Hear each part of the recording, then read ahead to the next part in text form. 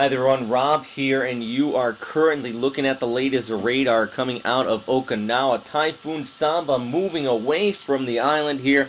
Last night, wind reports coming out of the region top 205 kilometers per hour. There has been some damage reports, mostly superficial damage, as we typically see in Okinawa. One injury has been reported.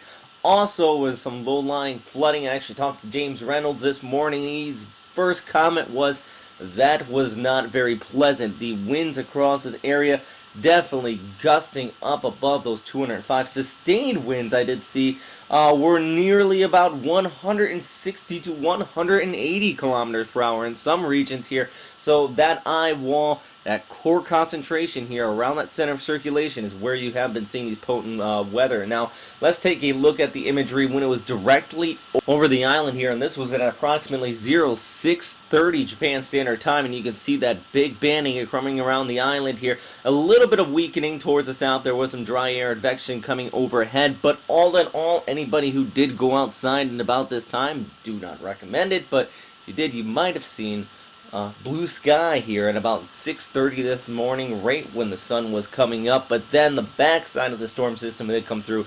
Very strong and intense winds continue to occur out here, and it does look like conditions are going to be winding down though, so very thankfully for that. Conditions gradually improving throughout the rest of the day as the storm slowly pulls off towards the north there, eventually heading up towards western mainland Japan and Korea. But as you can see here, it is moving away from Okinawa. Expect by early afternoon time this dry air from the north to start to wrap around it.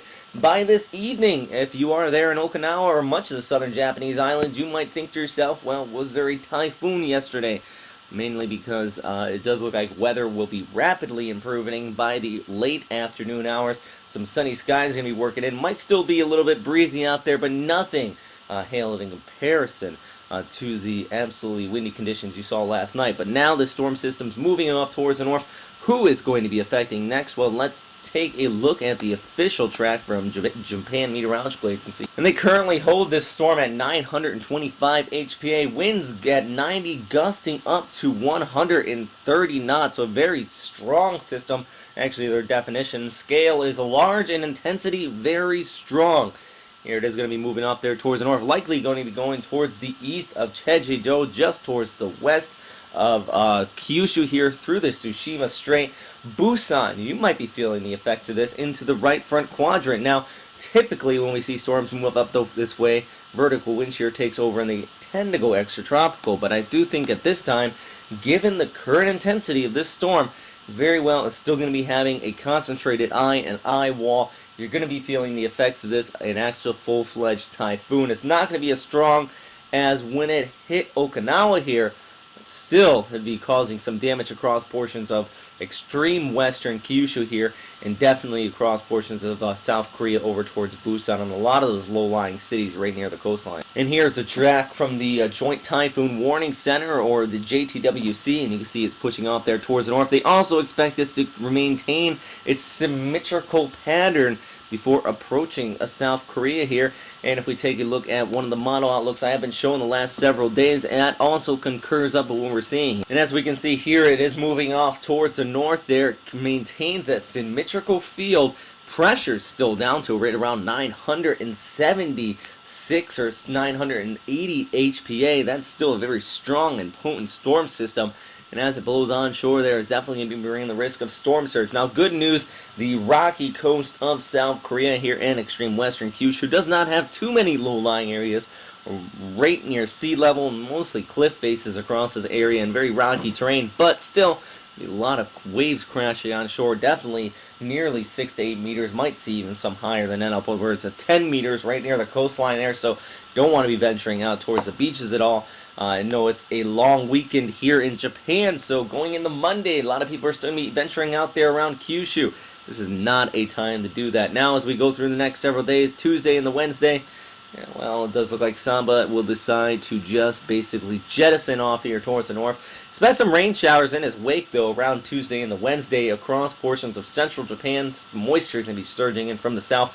You might even see some heavy rains topping right around 50 to 100 millimeters, and even in an hour's period, even that high.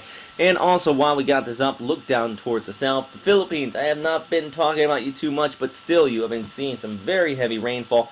Flooding conditions I've been hearing around Manila, especially in some of these low-lying areas, just due to this continued rainfall we've been seeing for nearly a week now. And I will leave you here with this microwave imagery where you can see that very concise eye wall as it blew overhead here in Okinawa. Definitely, if you have any doubts on this actually making landfall and running through the island, this confirmed it up, that very strong eye. And actually you can see some of it weakening on the west side there as it moved over due to friction in some of the higher elevations here. So definitely a very interesting storm. Once again, max wind gust reported here was 205 kilometers per hour. Have seen some low-lying damage, some low-lying flooding, but all in all, from the most of the video I have been seeing so far, many of the structures, actually most of the structures here around the island, have held up.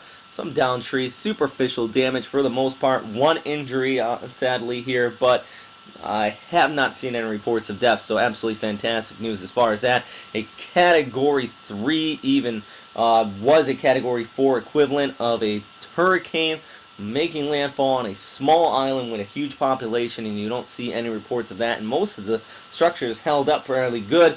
Just goes to show how good the architecture is down here and how battle-hardened it is across portions of southern Japan. So please stay safe out there, though, everybody. I will have another update early this afternoon. Hopefully going to try to get some footage in here. I did write a few people, also waiting for James Reynolds to put up his footage from last night, as he definitely wrote out the center of this storm system within these very high winds in that eye wall. And if you have any photos or videos you want to share, please let us know. Post them on the website, on the Facebook, Twitter at Western Pacific Weather. You can also follow me on Facebook and Twitter at Robert Speta. So stay safe, though, and have a good day. Bye.